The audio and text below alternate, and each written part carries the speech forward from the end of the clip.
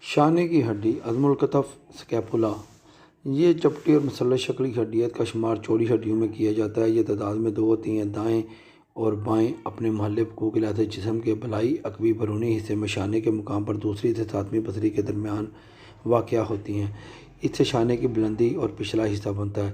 اس ہڈی میں دو سطحیں، تین کنارے، تین زاویے اور تین سائدیں پائی جاتی ہیں۔ سطحیں اس ہڈی میں اگلی اور پچھلی دو سطحیں پائی جاتی ہیں۔ اگلی سطح کاسٹر سرفیس، یہ پسلیوں کی جانب والی سطح ہے۔ اس میں ایک بڑا نشیب تحت شانہ پایا جاتا ہے۔ اس سطح پر ترچھے ابھرے ہوئے خطوط ہوتے ہیں۔ پچھلی سطح، یہ سطح مہذب اور ہڈی کے ایک مثلث نما ٹکڑے سنسنا کے ذریعے بلائی اور دیرین دو نشیبوں میں تقسیم ہوتی ہے۔ بلائی نشیب سنسنا چکنا، مکار اور نسبتاً چھوٹا ہوتا ہے اور اگلی سطح کا پانچواں حصہ ہے۔ نشیب تحت سنسنا کی اندرونی دو تہائی سطح سے ادھرا تحت سنسنا شروع ہوتا ہے۔ کنارے، اس ہڈی میں بلائی اندرونی اور بیرونی تین کنارے پائے جاتے ہیں۔ بلائی کنارہ سب سے چھوٹا، باریک اور مکار ہوتا ہے۔ یہ بلائی کونے سے شروع کر زائدہ منقار غراب کی جڑ تک جاتا ہے۔ اس زائدہ کی جڑ میں ایک کھندانہ ہوتا ہے جو طبی حالت میں ایک آڑے رباط کے ذریعے سوراخ کی شکل کا ہوتا ہے، جس سے شانے کا عصب اور آڑی شریان گزرتی ہے۔ اندرونی کنارہ، اس کو موروں کی جانب والا کنارہ بھی کہتے ہیں، یہ بلائی گوشے سے شروع ہو کر زیریں گوشے تک پڑتا ہے اور سب سے لمبا کنارہ ہے۔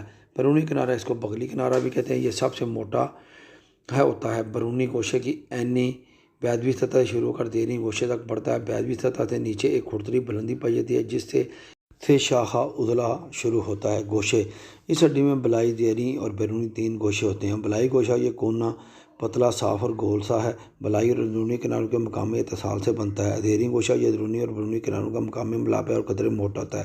یہ ساتویں پسلی کے مقابل رہتا ہے۔ بیرونی گوشہ، یہ سب سے موٹا گوشہ ہے۔ اسے شانے کی ہڈی کا سار والا حصہ بھی کہتے ہیں۔ اس پر باہر کی رخ ایک آنکھ کی شکل کا نشیب چشم شانہ ہوتا ہے جس سے بازو کی ہڈی کا بلائی سرا متصل رہتا ہے اور کندھے کا جوڑ بنتا ہے۔ اس پر مختلف کھری لگی رہتی ہے۔ شانے کی ہڈی کے سر اور جسم کے درمیانی تنگ حصے کو گردن کہتے ہیں۔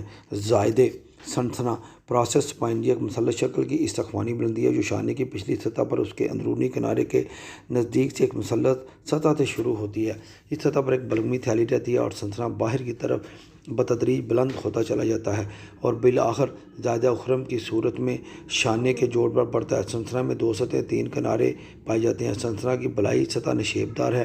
سنسنا کی زیریں سطح سنسنا کے زیریں نشیب کا کچھ حصہ بناتی ہے۔ سنسنا کا اگلا کنارہ شانے کی ہڈی کے پچھلی سطح سے متصل ہے۔ پہلا کنارہ خاصا موٹا اور کھردرا ہے۔ بیرونی کنارہ، یہ شانے کے بڑے کھندانے کے بنانے میں حصہ لیتا ہے۔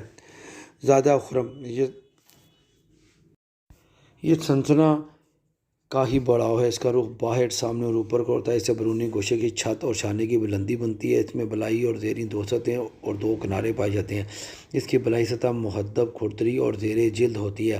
زیریں سطح پر چکنی اور مکار ہے۔ اندرونی کنارہ مکار ہے۔ اس کنارے کے اگلے سرے کے قریب ایک چھوٹی مفتلی سطح ہنسلی کی ہڈی کے بیرونی سرے سے ملتی ہے۔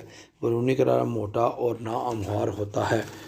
زائدہ منقار غراب، یہ ایک موٹا خمیدہ زائدہ جو ہنسلی کی بیرونی چوتھائی کے پیچھے رہتا ہے اور شانے کی ہڈی کے بیرونی گوشے کے اوپر سے ایک چوڑی جڑ کے ذریعے شروع ہوتا ہے اور پہلے اوپر کی طرف اور ازاں فوراً آڑے طور پر سامنے کی طرف قدرے باہر کو بڑھتا ہے۔ پہلے چوڑے سرے کو جزو سات اور دوسرے حصے کو آڑے جز کے نام سے مرسوم کرتے ہیں۔ جزو سات آگے اور پیچھے سے چپٹا ہوتا ہے۔ اس کی اگلی چکنی اور مکار سطح سے تحت شانہ عضلہ لگا رہتا ہے۔ پچھلی سطح سے سنسنا کے بلائی عضلے کا وتر گزرتا ہے۔ اندرونی کنارے سے بلائی آڑا رباط اور بیرونی کنارے پر بازو کا منقاری رباط چسپاں رہتا ہے۔ آڑا جز اوپر سے نیچے چپٹا ہے۔ اس کی زیریں سطح چکنی اور بلائی سطح کھردری ہوتی ہے۔ اتصال منزلی شانے کی ہڈی صرف ہنسلی کی ہڈی اور بازو کی ہڈی سے ملتی ہے۔